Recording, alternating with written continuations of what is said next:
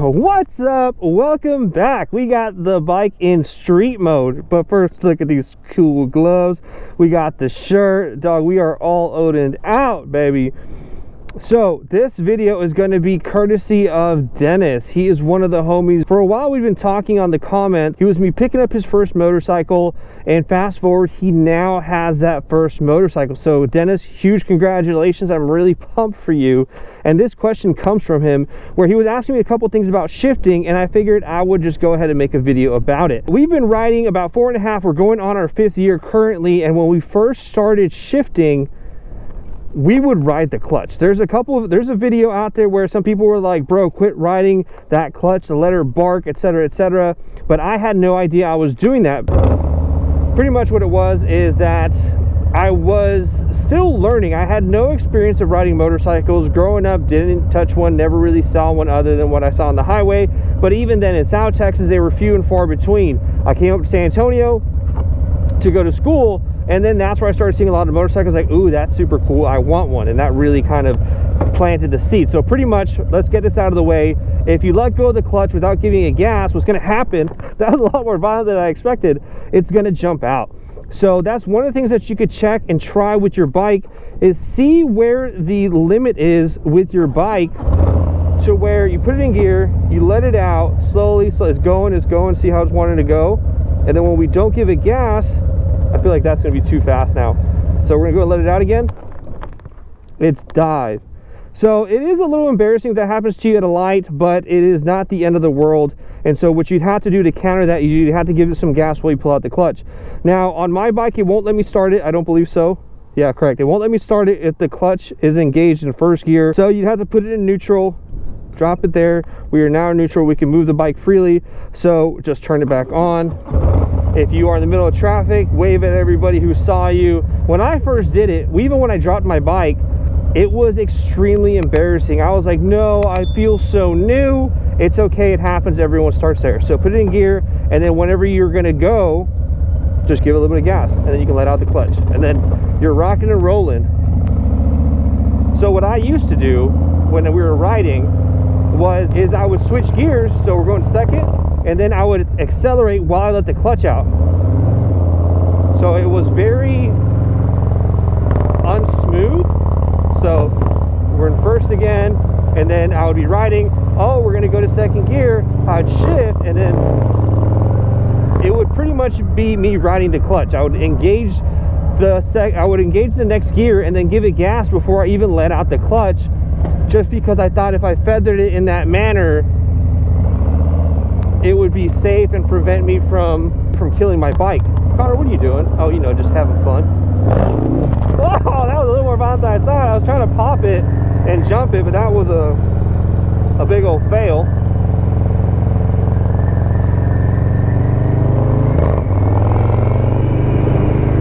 It just takes practice and familiarity with getting to know your bike, how it shifts, what areas, if it gets temperamental. I know with my bike, if it gets a little bit warmer, if it gets really hot and we're aggressively shifting, it'll drop down a gear, especially if I don't do a purposeful shift. See how we're kind of riding the clutch on that one? So we're gonna go and turn around and go from first gear, second gear, third gear. So here's first gear, we're riding, and see how you can pop the clutch and then let it out before you even give it gas. That's what I was really afraid of when I first started riding, just because I thought if I did that, it would just lurch forward, kill the bike, and then I'd just be stuck out and about. We're gonna go for a quick ride throughout the streets and talk about a couple things, but first we're just gonna continue to show a couple examples of us shifting.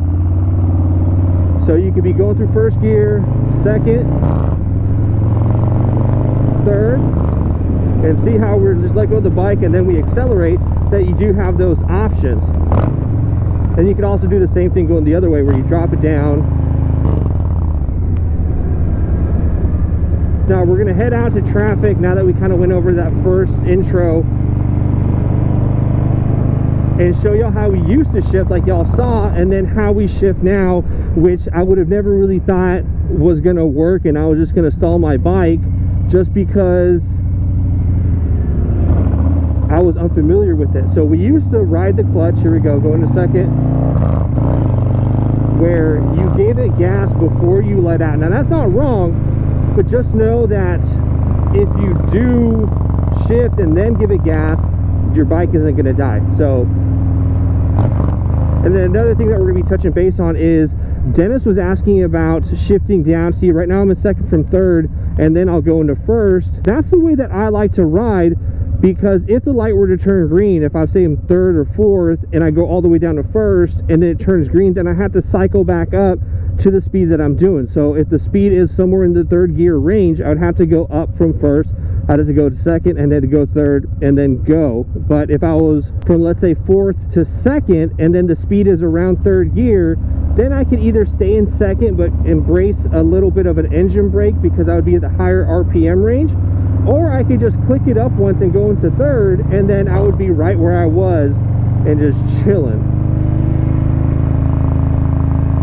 Now all this is going to go towards riding your motorcycle and putting the time to just see what it does in the differing conditions, because one of the things that I've really come to enjoy from these M8 bikes is going to be the engine braking. Just the fact that I can ride such a high RPM, let's go to a high RPM, and then I need a brake, I can let off, and then you can hear my exhaust going brrr. That's the motor dying down and lowering those RPMs, which as an added benefit, if you're in the turns, if you're moving around and then all of a sudden you need a little bit of a cushion because you were going in way too spicy, you have the ability to brake using your front brake as well as using the engine brake to slow you down. So that's an additional way to come to a stop, and that's what I really like to do, is I'll stay in a lower gear whenever I'm approaching an intersection or a stoplight, like how we just did. We downshifted, I'm not even touching any brakes.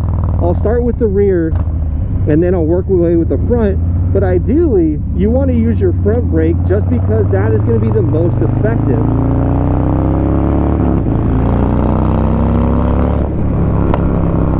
So just like that.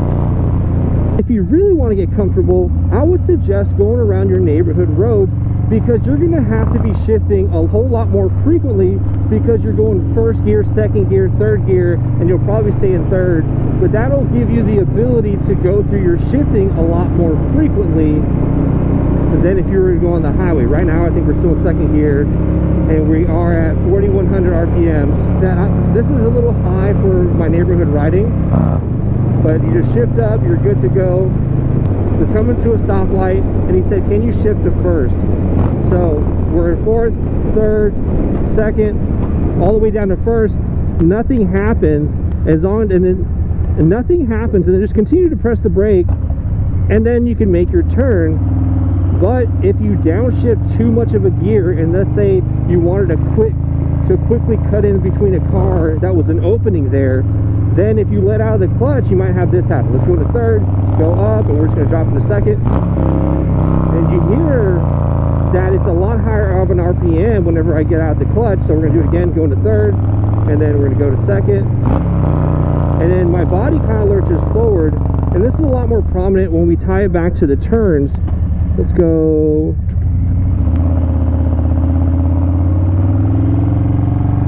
Because if you're in the twisties and you're trying to get, you know, squirrely, you're doing all this, and then you drop a gear, that is a lot more prominent whenever we're on the track, because sometimes we'll be getting really aggressive in the straights, and all of a sudden we need to hit a turn, and we're, say, going third gear at, I don't know, 70 miles an hour, and then we're like, oh, we're going too fast, so we'll downshift, let out the clutch, and then we'll kind of rev match, and then it'll just kind of lurch us forward. So you want to do a lot of that before your turn.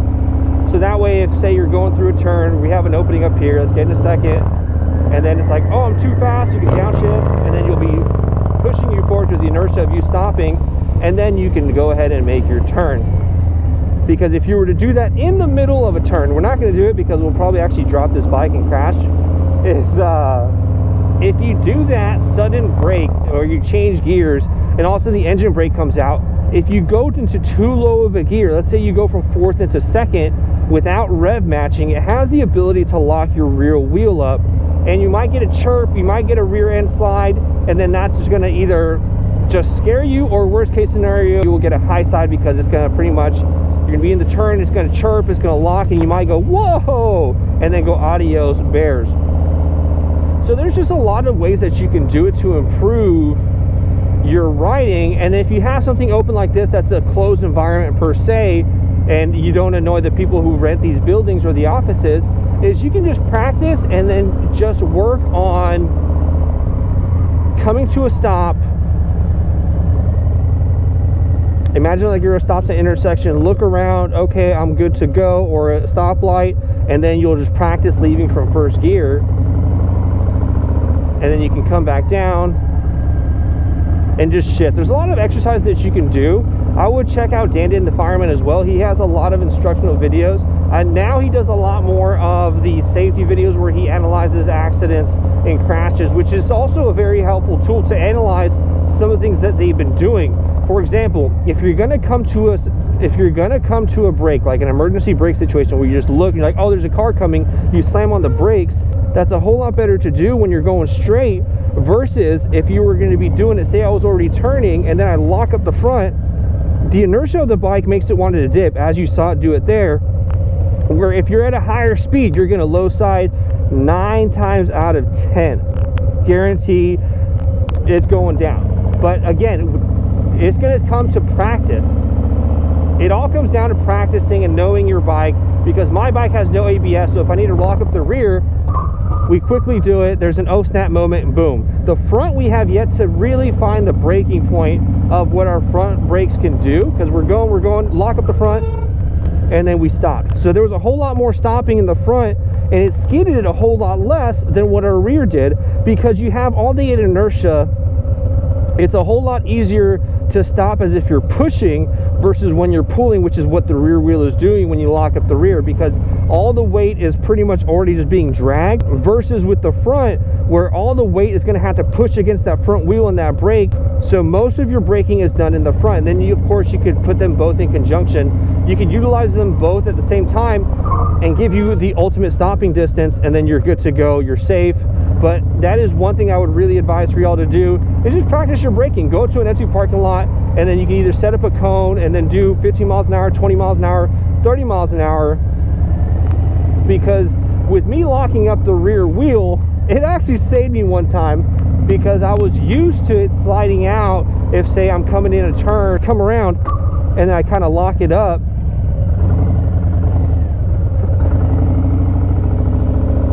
where the familiarity, your bike and what it does and its braking points, ends up coming full circle. Where one time we were going in traffic, we looked away, and when we looked back, traffic had stopped, the motion had ceased to keep on moving, where we panicked, and then we locked up, we slammed on the rear as well as the front, but the rear locked up because we were already working, that our body had already started the evasive maneuvers, and our weight has shifted to go to the outside, where if say the truck is in front of us, we're like, oh snap, we'd already looked, there was no car, so our body had already kind of moved. And then when it came time to press the brakes, the rear side had locked up a bit and we slid, but it was a somewhat familiar movement where it wasn't intentional. We weren't like, oh, we're gonna slide up out this way and look cool.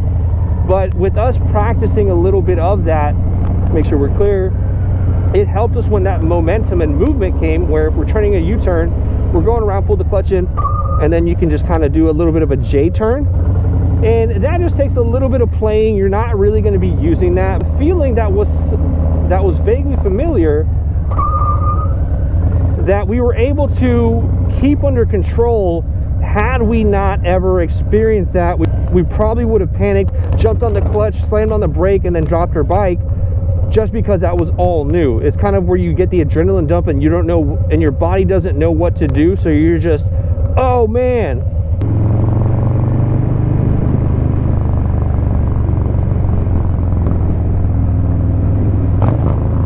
So there's engine braking. We're not using any brakes. Pulling the clutch, you can use your rear brake. Oh god, we almost dropped it. And that's another thing to work on, is practice your slow maneuvers in a parking lot. You know, where you're coming to a crawl, where you're in traffic, and then you can work on, babe, make sure your nose behind us, and then work on maneuvering your bike around. I always like to use the rear brake because I feel like it helps with keeping the bike upright. If I use the front, if my weight's off any, it's going to want to dip the bike that way, just because your forks are compressing and then gravity is just going to do its own thing. And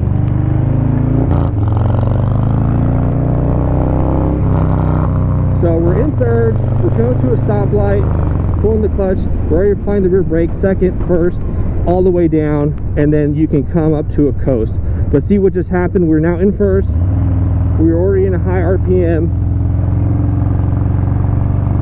So that's why normally I would have just done second gear to that and then coast up until it comes to a complete stop, and then I will engage first.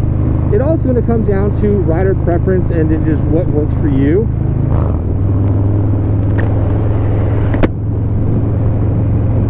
Because you may find that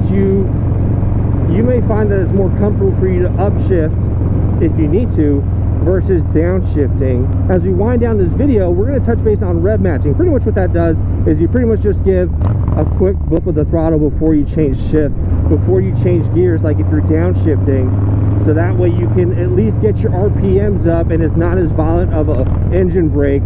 So we're in, I don't even know what we're at, I think. So that's first. We're in second, and so what I'll do is I'll just kind of match where we'll be in first, and it's usually just a quick blip, and then we're just kind of there. So we're at 2500. A quick little plug, we are wearing the newer jeans from First MFG. We're going to be doing a video on them. I was really surprised on those, so stay tuned, be on the lookout for that as we now can work on the rev matching. So we're in first gear, go to second, we're in third, so we're just going to drop into second. Right now we're at 3000. See how that happened? We're leached forward. So if we were in third, and what we'll do is we'll rev match, give it a blip of the throttle, and it's a lot more smooth than the first time where we just dropped into second, because you're going, let's say in let's say 3000 RPM, and when you downshift, the previous gear might be 5000 range. That may be exaggerated, but it might be in the 5000 range, versus if we jump up the prior gear from 3000 to 5000 and then we shift, it was already at a higher RPM, so that way it might just go from, so it might have been, let's say 5200, and then when you downshift it was at 5200. It might be perfect, or it might be 5000. So it's a lot easier on your bike, and there's the overall movement,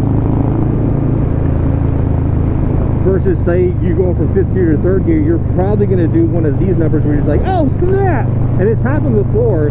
We're trying to battle this issue with our transmission currently, where it's not 100% all the time conditions. It pretty much is whenever the bike starts getting really hot, you start riding very aggressively, mostly on the track, but it also happens the local favorite road, that all of a sudden I'll go from either second to third or third to fourth, and then I'll shift and start me going and getting it, and the bike just drops a gear, and then we're really just, so it's no bueno. It's kind of a pain that it happens. I'm gonna do a little bit of engine brake here. There was that rev match, we're coming to a smooth stop, and then we really like to pair our engine braking with our braking components on the motorcycle, just because I think it helps add that of not having to really use your bike's brakes, but it is there if you need it. So if, say there was a car coming and we're already at a higher RPM, we let off and we're already slowing down, now we can use, make sure there's no one behind us, now we can use the additional braking